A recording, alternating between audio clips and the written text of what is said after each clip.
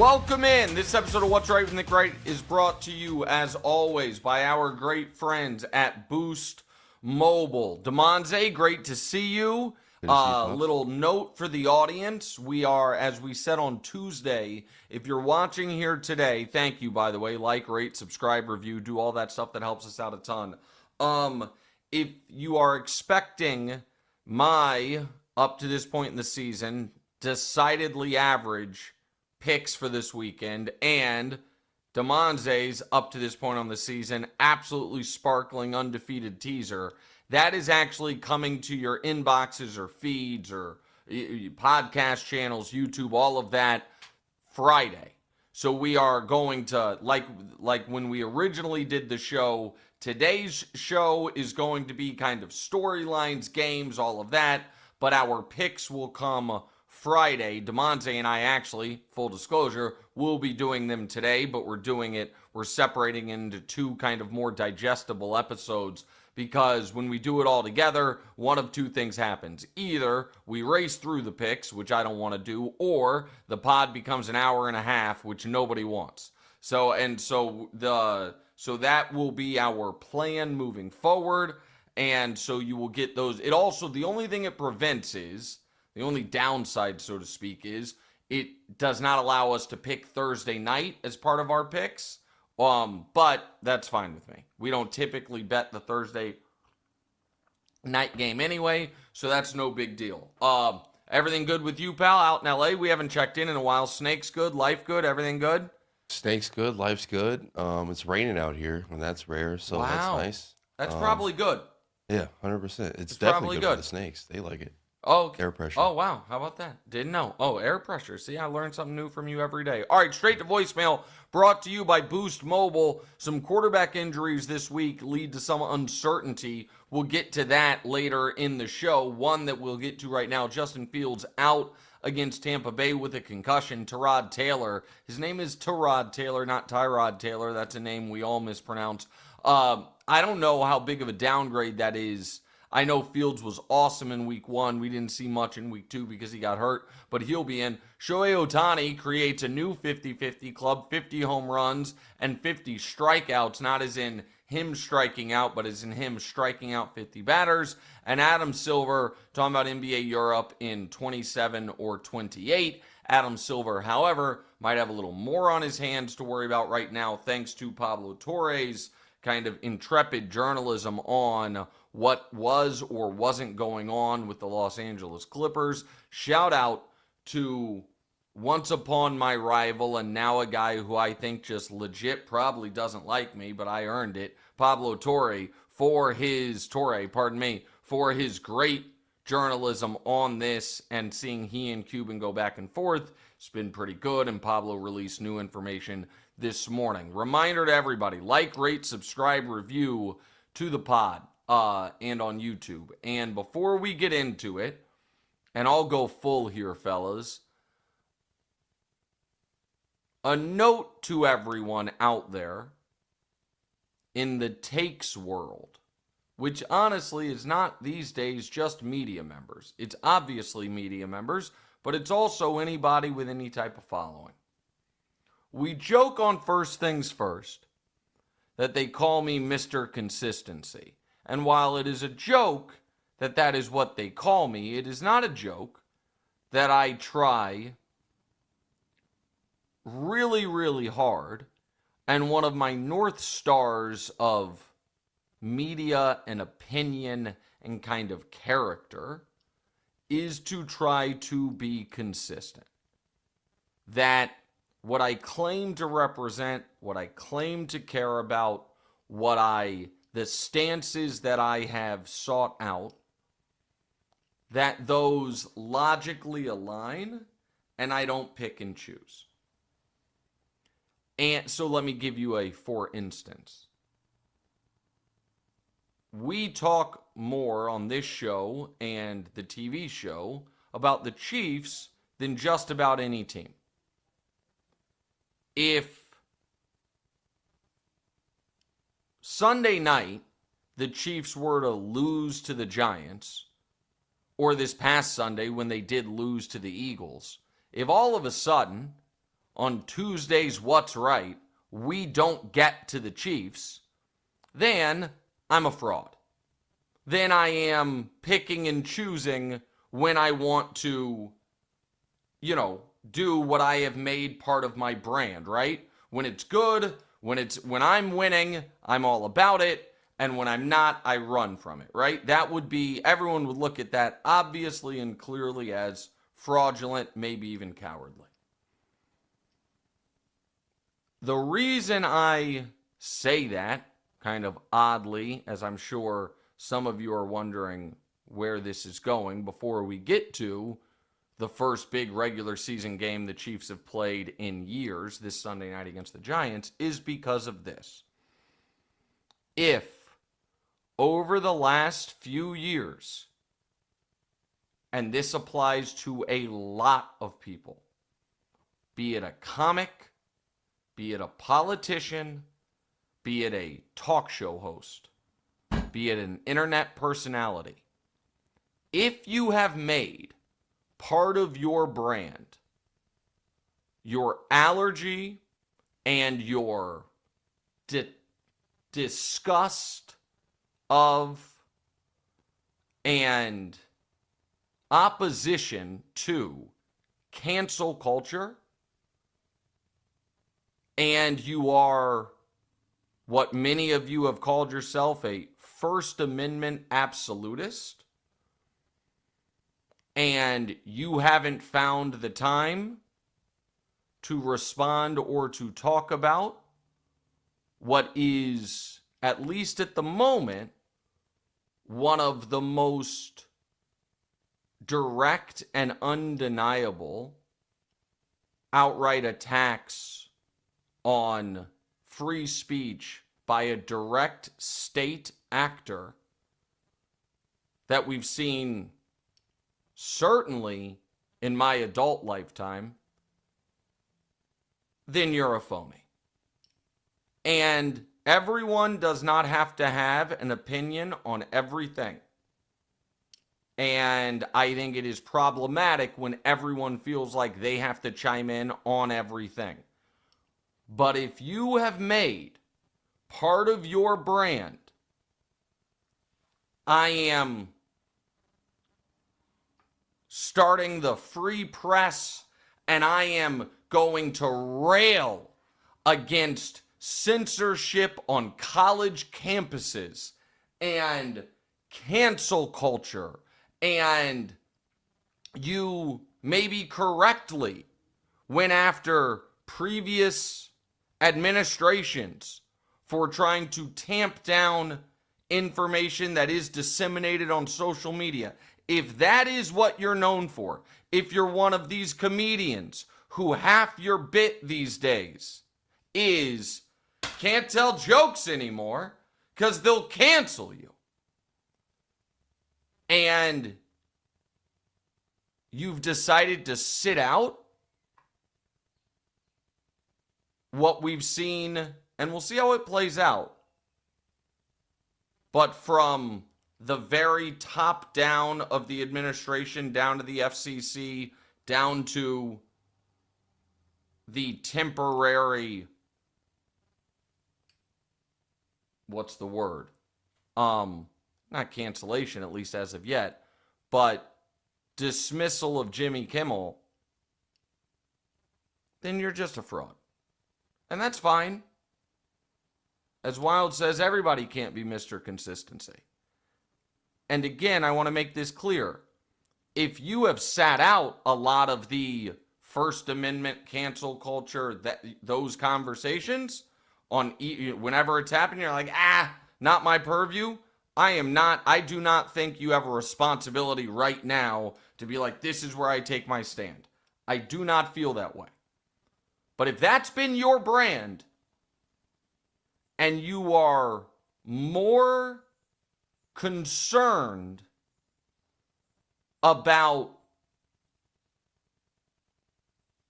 folks paying a potential private life penalty because of things they've said, and by private life, I mean being publicly criticized or not getting booked at a theater, and less concerned with what is outright state actor-induced attempted censorship, then did you ever really believe it to begin with? Or were you all just either part of a grift, or did it really only bother you when you felt like your side was the one under attack? I don't know. But the thing is, you do. So, question out there, and by the way, I have tried to do a really good job of staying off the internet the last day. So I don't, you're going to have to take my word for it. I don't know who I am or who I'm not talking about here. This isn't like a sub-tweet directed at some single person. Far from it. It's just my gut tells me that a lot of the folks who have been like, more than anything, First Amendment, that's it, that's why it's first. Okay, this is a good test of that. And I'm curious where everyone falls on it. With that said, Damonza, welcome back in. You want to talk Chiefs-Giants? Let's talk Chiefs-Giants.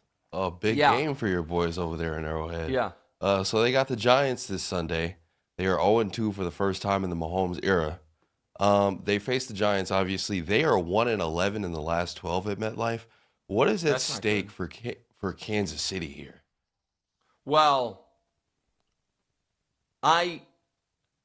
if they were to lose Sunday, or they're 1-11 in the last 12 night games, at MetLife. Yeah, I was going to say it wouldn't. That number surprised me. I'm sure it's not that. I wonder what their record is. The Giants in their last 12 home games. It can't be really good. It might be 4-8. But 1-11 in their last 12 night games. Here's the deal. If I'm being honest, I will not. If they lose Sunday, I won't feel in my bones that they can't rally and make the playoffs. And if the Chiefs make the playoffs, I'm sure if they were to fall to 0-3 and then make the playoffs, I'm sure by the time the playoffs roll around, I'll really like their chances. But I am now saying sober-minded before the game, if they lose Sunday, it will signal that this team is not a true contender the way every Chiefs team has been since Mahomes got there. Not because they can't rally from 0-3, but because if you can't beat the New York Giants in a game you've got to have and you should have Xavier Worthy back for it, I would think. So the only super key player you're missing is Rashee Rice, then you're not going to be good enough over the course of the season to be a real Super Bowl contender. So, for Giants, by the way, 5-12 at home since 2023. So it's about what we would have thought. So that's what's on the line. I have joked, not really joked, that Mahomes has never had to play a meaningful regular season game. And that is a little hyperbolic, but in fact, I think what I've said is Mahomes has never lost a meaningful regular season game. And that, to me, was literally true until 2 years ago when they actually had to go on the road in the playoffs, with my argument having been the whole point of the regular season is to get the best seed as possible and to get home field in the playoffs. And if the Chiefs have never gone on the road in the playoffs, then none of the losses have ever hurt them. 2 years ago, when they did have to go on the road in the playoffs, some of those losses, I suppose, did hurt them. But none of those games, Damonza, felt like they had the stakes of Sunday night. Yeah. You can, I think, explain away the first 2 weeks. Week 1, whole game plan's thrown off by Worthy getting hurt. They don't play well. Herbert's playing out of his mind. and the Chargers win a neutral site game. Okay. You know what I mean? Not what you'd hope for, but okay.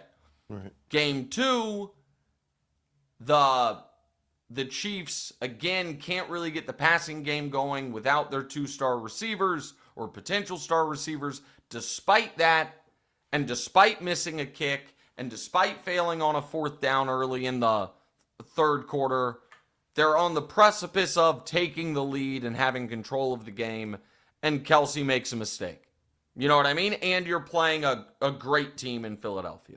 Fine. Again, not good, and not excuses, and not saying the Chiefs deserve to win either game, but neither one of those in a vacuum. If either one of those games had happened in week 5 or week 8 or week 12, no one would be concerned about it. You know what I mean? Okay, you lose a 1-score neutral site game to a contender in the Chargers. You lose a 3-point hard-fought game to the Eagles, so be it. Because they happen in weeks 1 and 2, and they're on the heels of the Chiefs getting dog-walked in the Super Bowl, it feels seismic. But in reality, it's understandable. Losing to the Giants this weekend would not be understandable. It would mean that there are some systemic issues with the team for this season that are not fixable to the tune of going on a Super Bowl run. And so that's what's on the line for Kansas City in this game. I know you have some follow-ups here. Yeah, are you still worried at all about the pass rush and Russ coming off of probably his best game or one of his best games in his career? Yeah, I mean, I don't know how you can not be worried about the pass rush, to be totally honest with you. Like, Chris Jones tends to get better as the season goes along. I know he's an older player. I still believe he's the best D tackle in football. He hasn't been dominant the first 2 weeks, but I believe in Chris.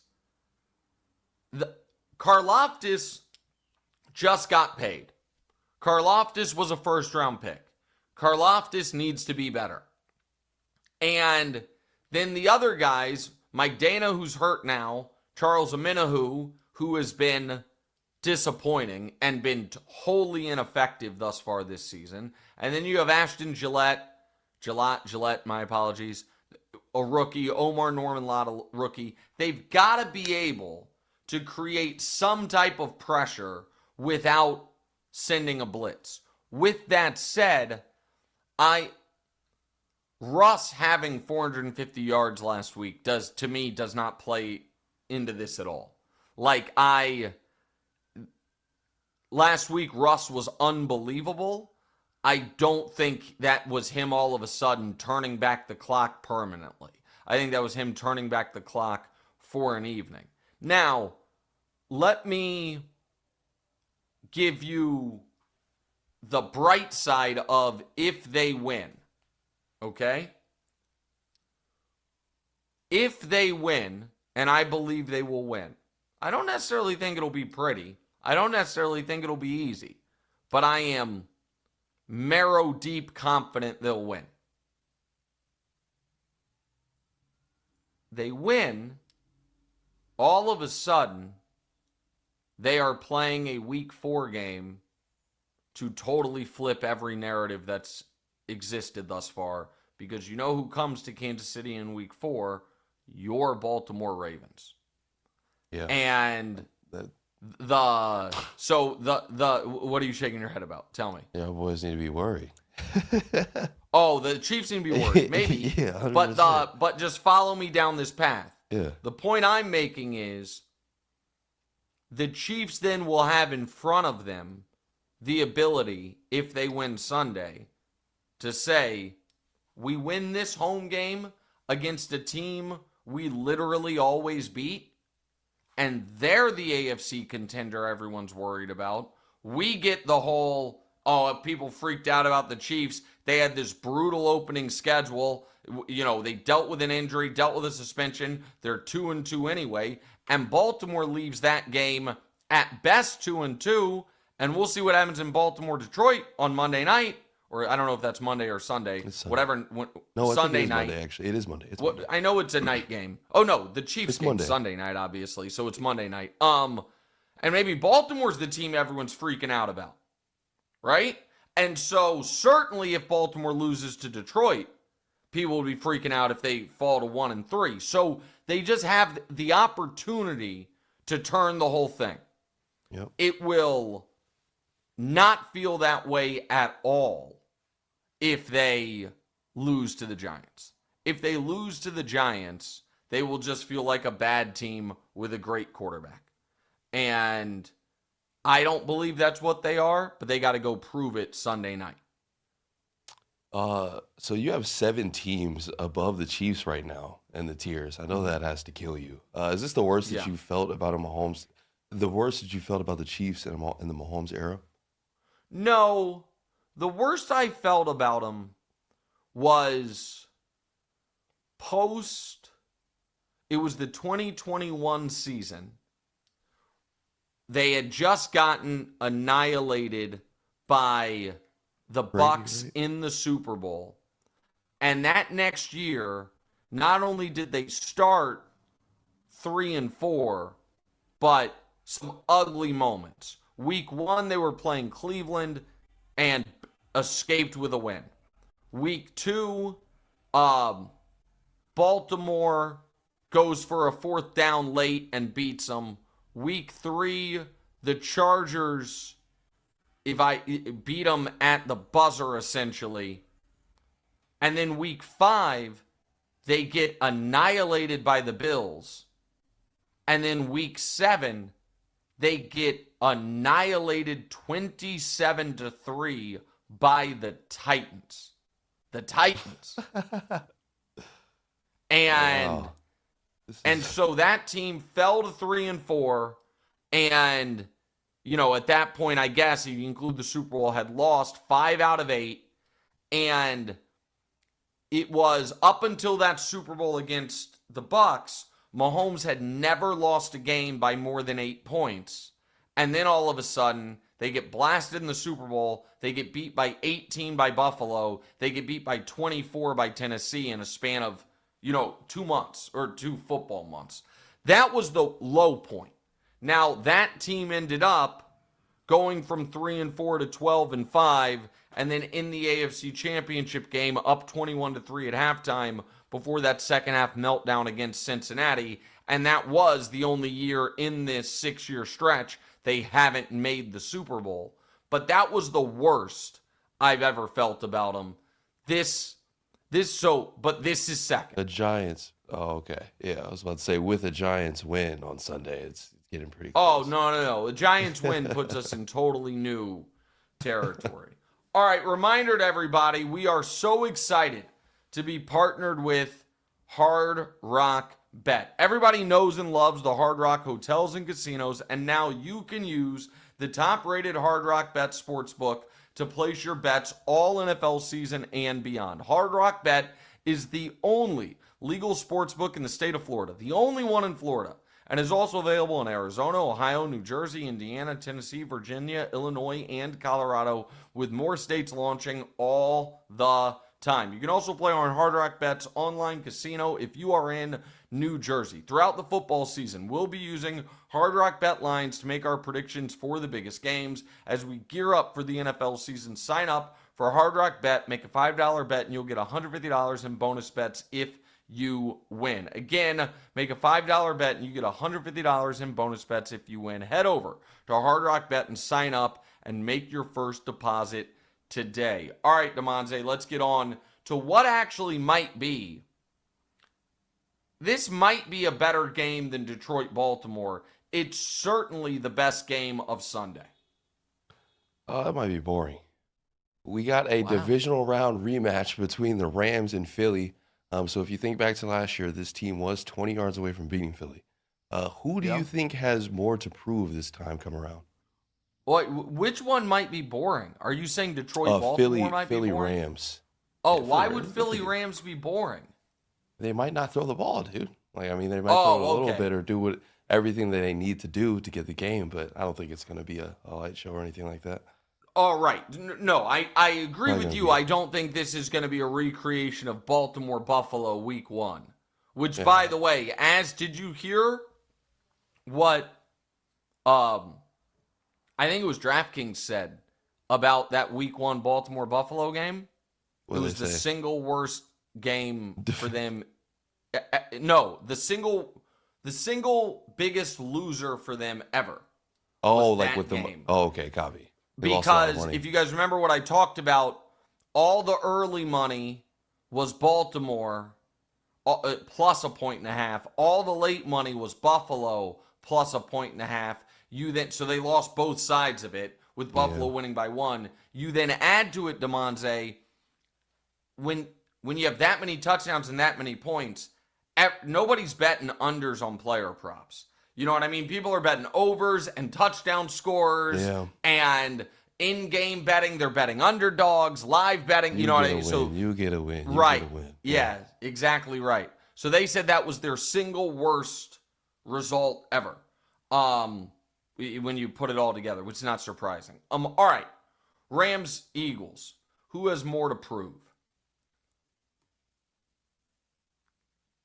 This is tricky because I think the only team to beat the Rams, do I have this right? I'm going to double check. I think the only team to beat the Rams since week 11 of last year, when they've played their starters, is Philadelphia, and Philadelphia's beaten them twice.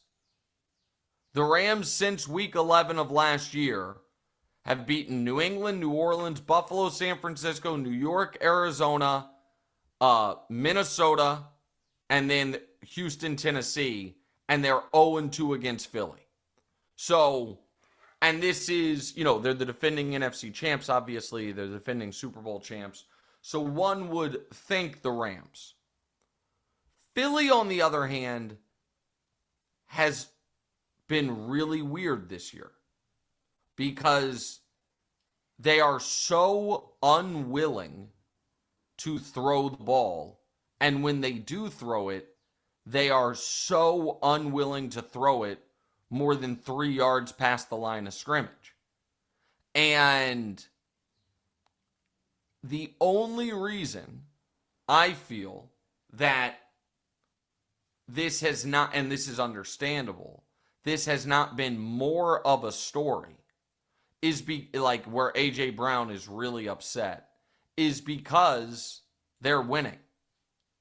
Do I think had Kelsey held on to that ball and the Eagles or CeeDee Lamb held on to that ball and the Eagles lost either one of these games, would A.J. Brown be as okay publicly as he's been with the fact that they're just not getting him the ball? They won't throw the ball down the field. I don't know.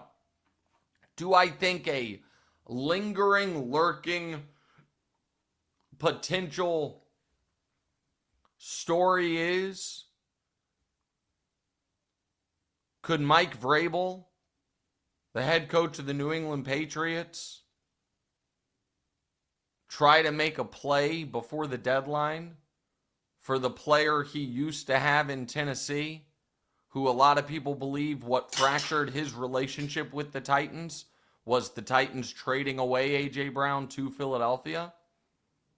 Do I think that is possible if things go a little awry for the Eagles? I do.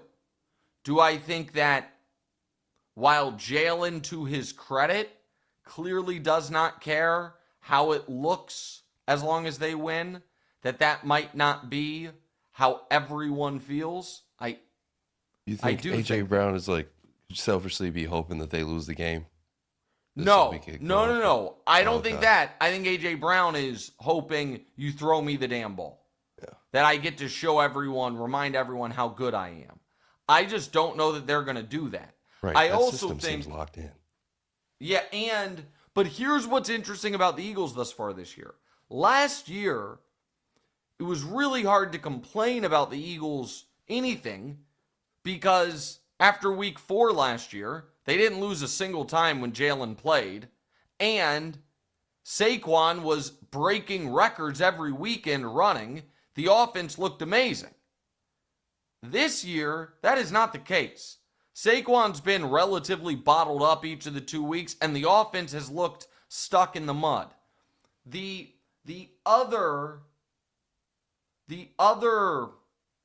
interesting factor here is in a week when the tush push has been so in the news. While the Packers were at the forefront of trying to get the tush push banned with Matt LaFleur, the vice president of that movement was Sean McVay. And Sean McVay was on the record who said, he goes, listen, I'm probably just a hater because we can't stop it, but I also don't like how it looks, don't like it, wanted to have it banned. So I think there are a lot of really juicy storylines in this game.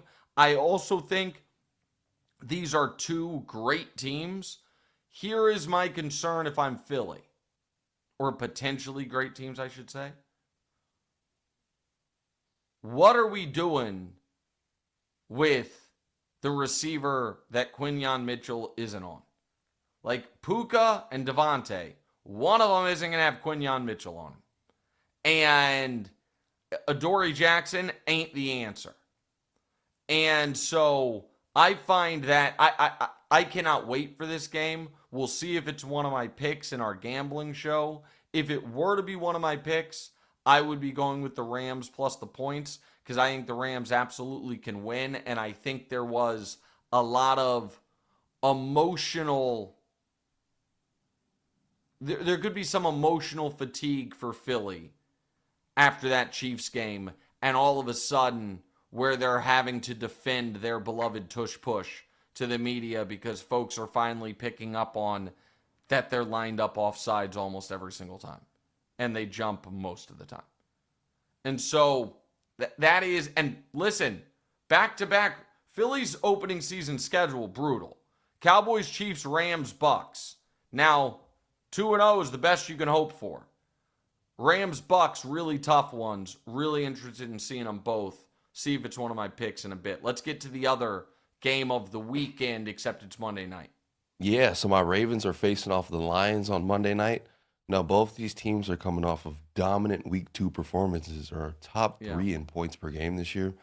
Both of them are staring at 1-2 with a loss, though. Who needs this game more? I think it's Baltimore because they have the Chiefs next. And because I don't think Baltimore is ready to punt. Not that they would be punting on it, but ready to punt on the 1 seed. And what the Lions know is after this game, they have the Browns and then the Bengals without Joe Burrow. So the Lions, even with a loss and they're on the road, can steady themselves a bit. Baltimore, on the other hand, beating the Browns is nice, but it doesn't make you feel great. It's just like, okay, we beat the Browns. And I don't care how shaky the Chiefs look. Everyone on that Baltimore team has had trouble beating Kansas City their whole career. And so this is a home game at night against a Lions team that, when they played one of the big boys, got dominated. That 27-13 Packer game was not as close as that score suggests. That game was 27-6, and Green Bay coasted home, and Isaac Tesla made one of his 2 amazing catches this season. And they got, they made it, I guess, somewhat respectable. I'm also, Derrick Henry has had one of the best games of his career and then followed it up with one of the worst games of his career. So I find that, fascinating going into it. This is your team, Damonza. What's your confidence level going into this game? Oh, I'm pretty confident. I'd say, out of a 10, it'd be like an 8 or 9. I think the Lions are a good team, but I think we'll take care of business. Here's my concern for Baltimore. I don't love at all the back end of their defense. I like Kyle Hamilton. The rest of it, to me, is question marks. And now last year, that was the case early in the year. In the second half of the year, they were unbelievable. They clearly thought it might be a need. They went out and got Jair Alexander. He's a healthy scratch week 2. It was weird. They were like, he's not listed on the injury report, but this is injury related. But either way, he's inactive. The Lions, if they can protect Goff, they just have so many weapons.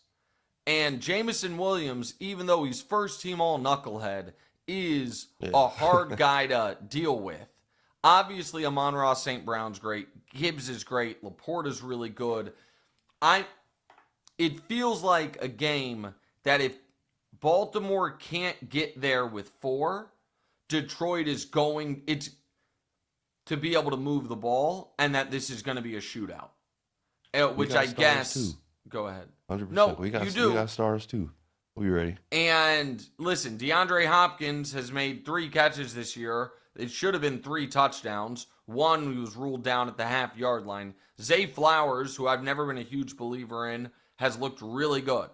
And Lamar's playing great. A little bit of a leap.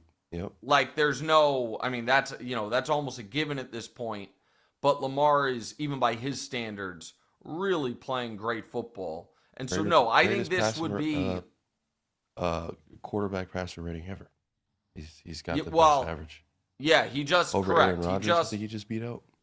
Right. It was Mahomes. Mahomes then dipped a bit. Rodgers took it back, and now Lamar's ahead of both of them. Now, by the way, contractually obligated to remind the audience, if it's career quarterback passer rating regular season plus the playoffs, Mahomes still has the record. For regular season only, it's Lamar's.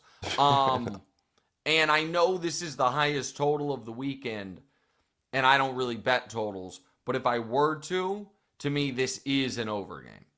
And I just think that this feels to me like 31-28 type of 31-27, high-flying, high-scoring, maybe last team with the ball type of game. All right, we got a new sponsor I want to tell you guys about. So, smart bettors rely on data. HOF hands you powerful analytics at your fingertips to tilt the odds in your favor to help you avoid that just gut-wrenching missing one leg of your player parlay. HOF gives you all the probabilities and insights you need to succeed by using historical data, matchup grades, trends, and player performance insights. HOF's Parlay Optimizer, for you parlay bettors out there, lets you know which parlay legs look the riskiest to them so you can adjust before game time and maximize your chances of hitting with confidence.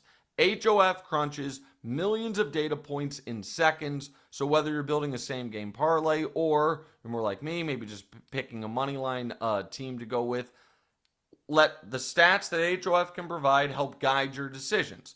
Send your plays from HOF directly to your sportsbook app with one click to save time. HOF, trusted by bettors, with over 1 million total users and a rating of 4.9 out of 5 on the App Store with over 7,000 reviews. That's more reviews than this show has. For a limited time only, What's Right listeners not only get a 7-day free trial, but they also get 50% off their first month when they use code WRIGHT at checkout. WRIGHT at checkout. So check it out. Download the HOF app on iOS or Android. You can enter code WRIGHT, WRIGHT, and you'll be all set. And again, if you're planning on betting some games this weekend, you get 7 days free. Give it a try. See what you think. Use code WRIGHT, WRIGHT, on the HOF app. All right, Damonza, let's get to tonight's game. So everybody's expecting tonight to be a blowout. I think I don't think it's Buffalo minus 12. They're 12-point favorites. Everybody's expecting this to be a pivotal game for Mike McDaniel's career. Now they're going to have some time with them playing the following Monday, or I guess the next Monday, so they'll be able to fire him. How does this game need to look for McDaniel to keep his job? What are you expecting here? Listen, if they get embarrassed, I do think he could be the rare coach fired in September. That, to me, is almost always a process mistake. Like, if you didn't want to fire a coach in the offseason, only giving him 3 games, to me, is usually pretty ridiculous. But it's been really ugly in Miami. Week 1 was as bad as it gets, and then week 2 is kind of a heart-wrenching loss that you could have won. They can't get embarrassed tonight. Now, what I will tell you about tonight's game is The Bills injury report that I saw yesterday, which obviously is the last one of the week, gave me pause, okay? The Bills' injuries are all on the defensive side of the ball, and it's important guys. Ed Oliver, listed as out. Matt Milano, listed as out. Teron Johnson and Cam Lewis, listed as questionable, with Shaq Thompson listed as questionable. Now, the only noteworthy Dolphin that's listed as out to me is Darren Waller. Obviously, Storm Duck and one of their safeties is also out. I think Waller is probably the biggest loss of the three. Maybe Storm Duck, but Storm Duck, honestly, is probably just, people know him because he's got a sick name, not necessarily because he's a great player.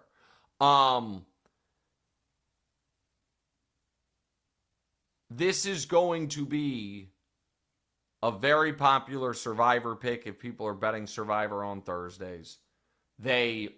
Josh Allen has absolutely owned Tua and the Dolphins. We know all of this. And the Bills should blow them out. They just should.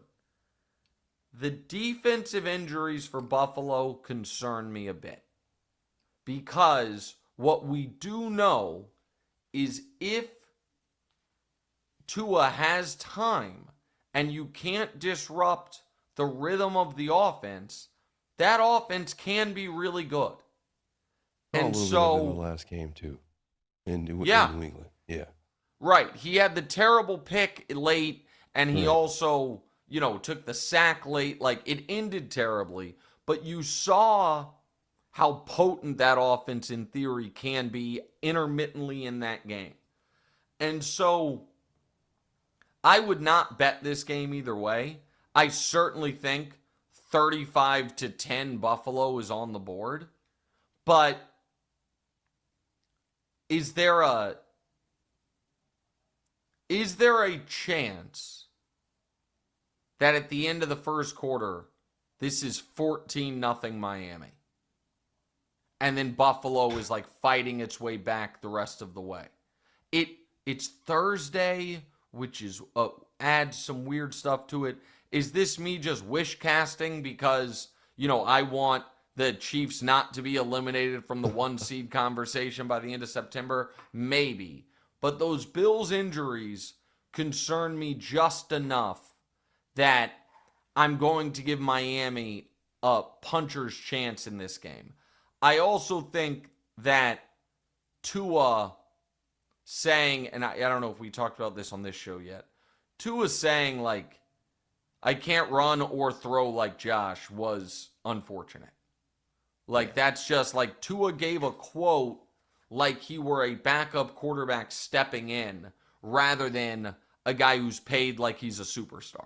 Right, you gotta play this dude in a few days. Yeah, not only you got to play him, he's the guy you got to go through every year. Yeah, in your division, yeah. I didn't love that at all. All right, let's go to Bears Cowboys. All right, game of the week with Dallas and Chicago. The Cowboys are coming off that 40-point OT win, and the Bears have allowed the most points in the league so far. Yeah. Just real quick, the NFC Offensive Player of the Week through 2 weeks has been the two quarterbacks that play the Bears. J.J. McCarthy and then Jared Goff.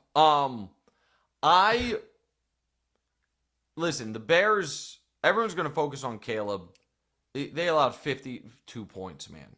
Like, Caleb, I thought, was fine in week 2. He wasn't great. He wasn't terrible. It wasn't their problem. If the Bears lose this game, you can, in my opinion, put a nail in their playoff coffin. So the AFC upper class might still be the best of the two conferences, but the NFC middle class is so much deeper this year than the AFC's that I just don't think you can recover from 0-3. I am more interested actually in this is, can Dallas's offense put on the type of performance where we say, you know what? We have to take them seriously as a team that's got a very real chance of making the postseason. Dallas's offense in week 1 against Philly moved the ball at will until the weird hour-long weather delay, and then was still moving the ball, but CeeDee Lamb was dropping it. Week 2, obviously, Dallas's offense was unstoppable. If Dak puts up another huge game, then I think that, and they get to 2-1 with the one loss being to the Eagles, then I think you do have to start saying, hold on, like, they've been able to run the ball. They've been able to do whatever they want on offense. And you look at their upcoming schedule, next week home against the Packers, even if you pencil that in as a loss, at the Jets, at the Panthers after that, if they win this game, they have a very decent chance to be 4-2 through 6 games, having already played 4 road games. Like, that's something. And so not blowing that game against the Giants was huge. I actually am more interested, believe it or not, in the Dallas side of this than I am Just the jump ship on Caleb. Completely. I want to see what Dallas has in store. the games have to matter, man. Yeah. I can't like pretend I'm I've been optimistic about what I've seen from the Bears. I think Caleb's been fine, but he hasn't been sensational. And the team right now has looked like a mess. They created a way to lose week 1, and they got 50-balled week 2. That's not good. Just is what it is. Hey, you ever sign up for a phone plan thinking, wow, great price, and then after a few months, surprise, your bill's higher? Boost Mobile, you pay $20 a month forever. That's unlimited talk, text, and data starting at just $25 a month. No price hikes, no contract, forever. Plus, Boost Mobile is now a legit nationwide 5G network. They've invested billions building 5G towers across the country. Visit boostmobile.com or head to your local Boost store today and get unlimited talk, text, and data for $25 a month forever. 5G speeds not available in all areas. After 30 gigs, customers may experience slower speeds. Customers will pay $25 a month as long as they remain active on the Boost Unlimited plan. All right, Damonza, let's get to Packers-Browns, please. Well, they've had arguably the best start to the season of anybody, with dominant wins over Detroit and Washington. Here's a couple of numbers. They are number 1 in the NFC Super Bowl odds. Love is number 3 for MVP, and Micah is number 1 for Defensive Player of the Year. Wow. Is all this too much hype, or do you think this is legit?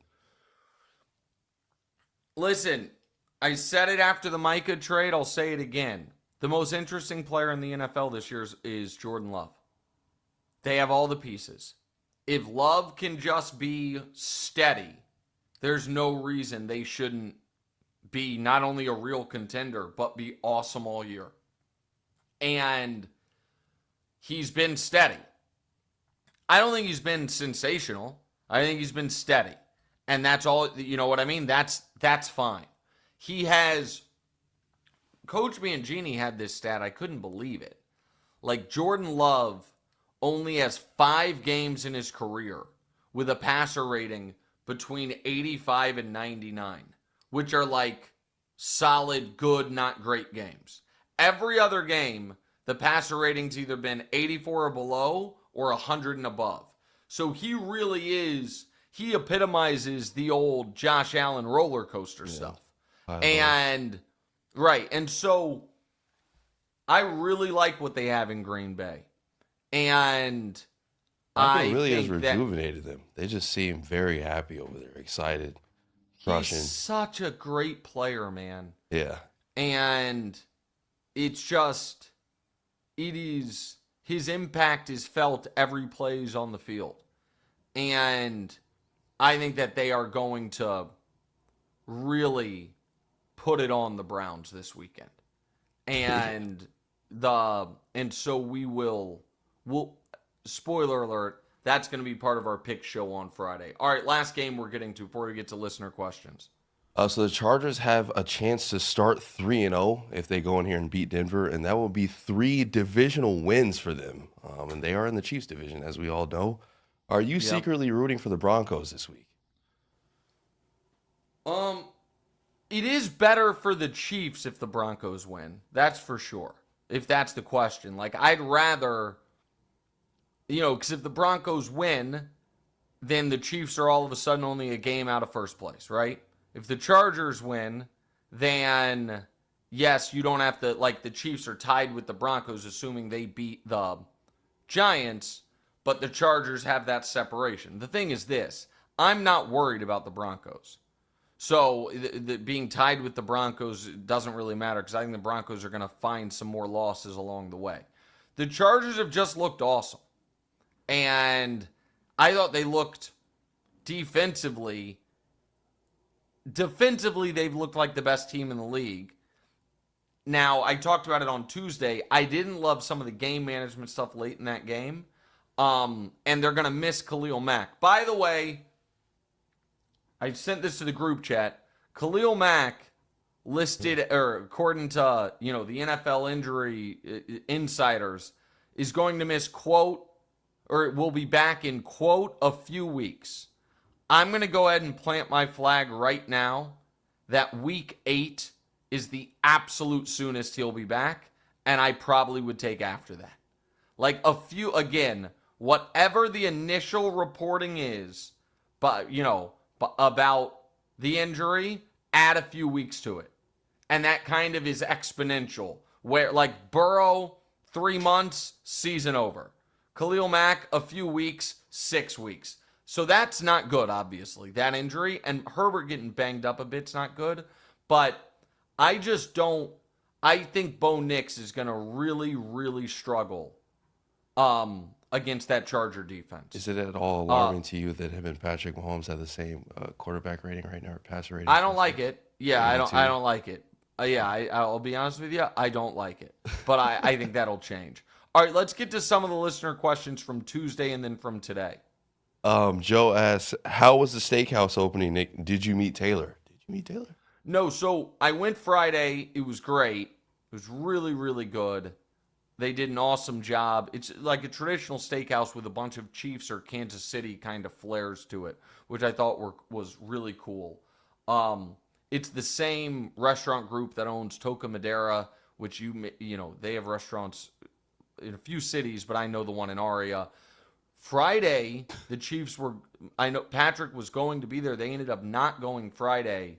They went Sunday for Patrick's birthday with he and Travis and Taylor and Brittany and all of them. So I was not there for that. So no, I did not get to meet Taylor. That would have been nice, but I did not. All right, next one. I saw the Mahomes tribute birthday video. For a second, when it got to a minute and a half in, I was like, is he going to be in here? Is he not going to be in here? Oh, yeah. Snub him? I did. Yeah, and then you came up at like 2-minute mark. The Chiefs released a 5-minute happy birthday to Mahomes video with a bunch of people being a part of it. I was a part of that. That's right. So Nico asks, if Herbert continues playing like this but loses his first playoff game, does his stock rise into the elite level, or does he drop with what would be a considerable sample of bad January play? Listen, if Herbert keeps this up and then loses his first playoff game, that's a disaster. Herbert right now is firmly in the MVP conversation. I actually think that's worse than just a bad season. Because I think you cannot. Because it's really who you are. Right. So that would be a worst case scenario for Herbert and Danny Parkins and Herbert fans. All right, let's get to some of the questions from today. Kafrika asks, would Kansas City rather lose to the Giants and beat Baltimore, or beat the Giants and lose to Baltimore?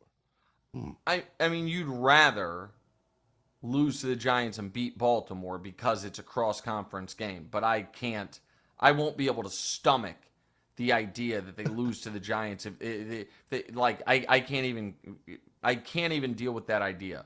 All right, last one.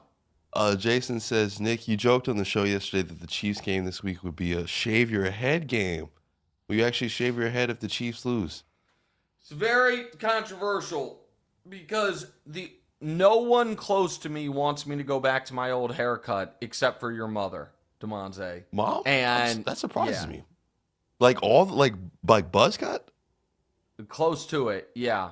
And I'm getting a little tired of the hair, but it is at this point, it would be a lot of work for a lot of people if I were to do it.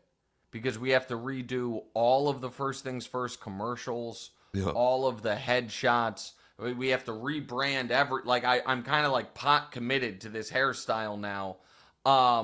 So I don't know. I would like to go back to it. The Chiefs have but won 2 Super Bowls as you've been growing this hair out. It's like that part's true. yeah. You know what? That part's true. So I don't know what it is. I've been trying to get Wilds to make a shave your head bet because he would be so devastated if he had to shave his, and I wouldn't mind, but he won't do it. All right. I would love to see Wilds with a that would be unbelievable. Wilds with a skin fade. Like, rate, subscribe, review. Our pick show coming up on Friday. Damonza's Can't Lose teaser. All that coming up tomorrow. Thank you for listening. Thank you to Boost, Hard Rock, Volume, Blue Duck, our new sponsors at HOF. Appreciate you all. Talk to you guys Friday. What's right?